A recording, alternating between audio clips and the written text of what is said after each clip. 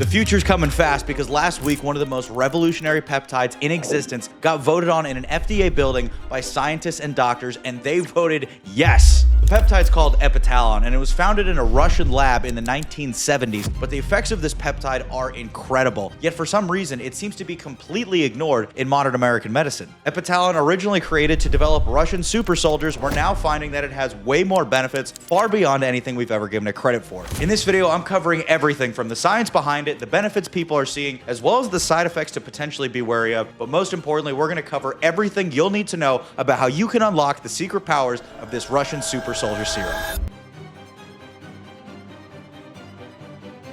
Before we get started, it is important to note I'm not a doctor and nothing I say in this video should be misconstrued with medical advice. And if you're going to follow through with any protocols we talk about today, make sure you are only doing this under the direct supervision of a medical professional who specializes in this field. Now, let's get started. Before I start touching on studies, let's understand what we're working with here. Deep in the center of our brain, right between the ears, sits a tiny little gland about the size of a grain of rice. This is the pineal gland, and it is, in my opinion, one of the most unexplored parts of the human brain, which I find very interesting because if we look at some other civilizations, even ancient civilizations like the Egyptians, they talk about using the pineal gland to access as a doorway to higher level beings. Now, I'm not sitting here telling you we're going to connect with aliens today, but I do think it's interesting how even ancient civilizations were aware of the pineal gland and used it as what they called a doorway. Now, that doorway label adds up to how we view the pineal gland today. Most of what we understand the pineal gland for, how many times am I going to say pineal gland, is we look at it as an internal alarm clock. We understand it as the part of the brain that when light goes through our eyes, that's what hits our brain to spike our cortisol in the morning, knowing that it's time to get up. It's also the part of our brain that when it becomes dark, that darkness passes through our eyes and our brain knows that it's time to now produce melatonin, our sleepy hormone. In short, the pineal gland is going to decide when it's time to rest, recover, and repair, as well as when it's time to be energetic, focused, and driven. Now let's talk about what Dr. Kavinson had envisioned for it, which is the incredible anti-aging effects. This is the part that Kavinson was studying to create a more effective soldier for the Russian military, as well as create a longer lasting term for people like Vladimir Putin. Dr. Kavinson was also Vladimir Putin's personal longevity doctor, and part of his job was to keep Putin alive longer and age him slower, which is where we get into this study that is often cited when it comes to Epitalon. 39 elderly patients with heart conditions received doses of Epitalon for upwards of 3 years on top of their typical treatment. Then an additional 40 patients got just the regular treatment with no added Epitalon. The researchers followed both groups for 15 years post-treatment. The group that had the exact same treatment, the only difference was the added Epitalon, had noticeable signs of slower cardiovascular aging, preserved physical endurance, a normalized melatonin rhythm, better carbohydrate and lipid metabolism, and significantly lower mortality rate. I'm talking about a 28% lower death rate among the treated patients. Now, I'm going to be straight with you guys because I'm not here to just over-glorify everything.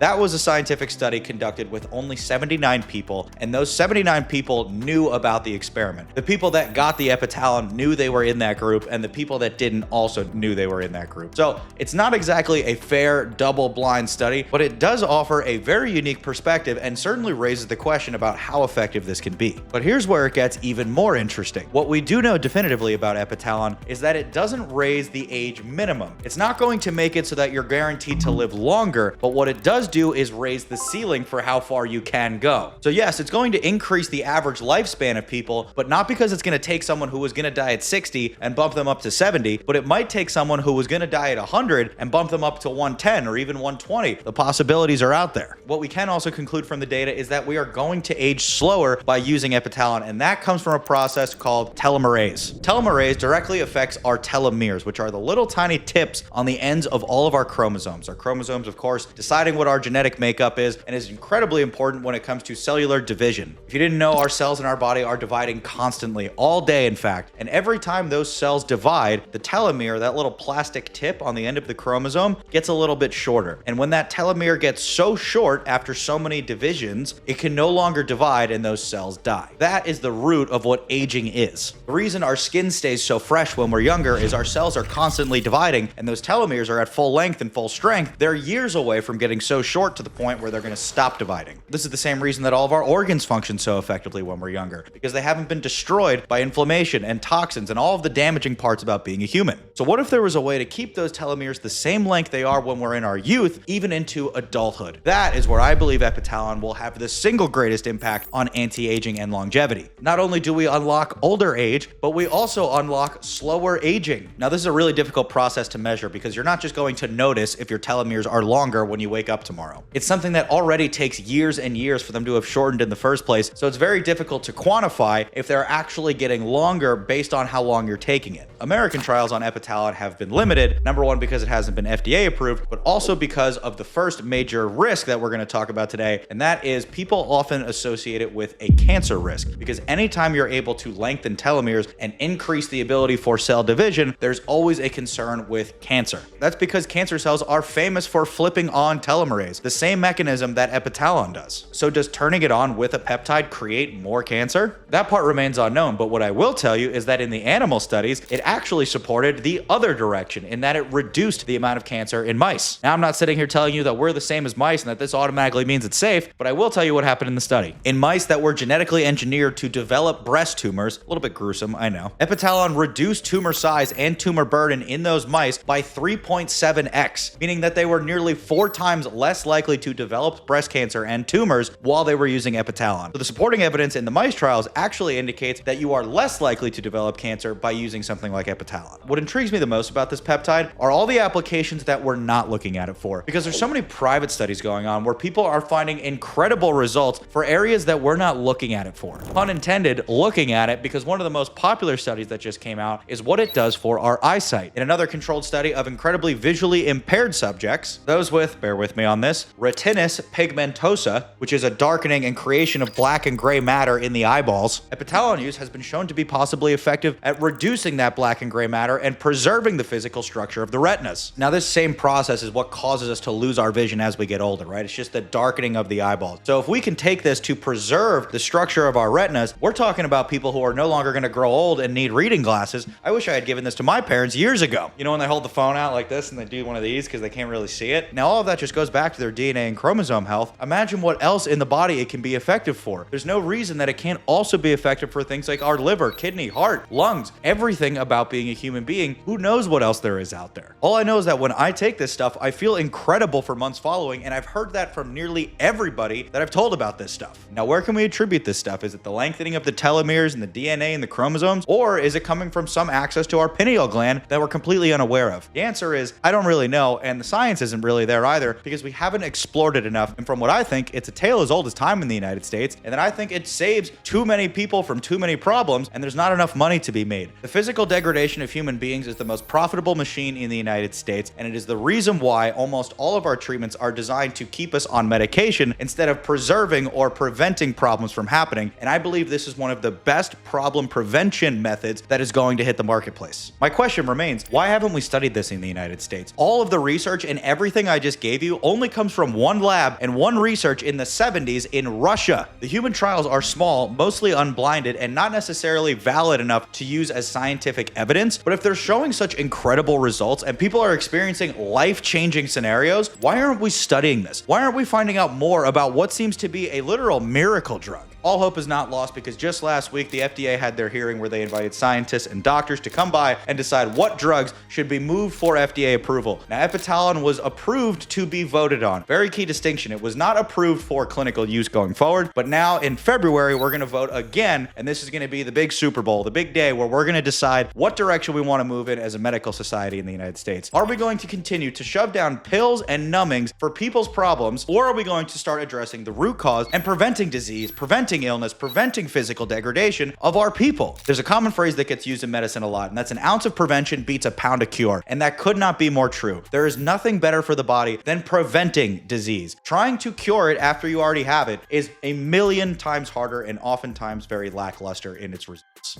I myself am going to be staying ahead of the ball on this peptide because I think it's going to be one of the biggest game changers in the American medical system. So look, guys, if you like finding ways to improve the human body in any way, shape, or form, I post 2 videos like this one every single week where I talk about things that the medical industry won't. So if you want to see more, go ahead and hit that subscribe button and turn on post notifications so that you don't miss any of the future posts. And I'll see you guys in the next one.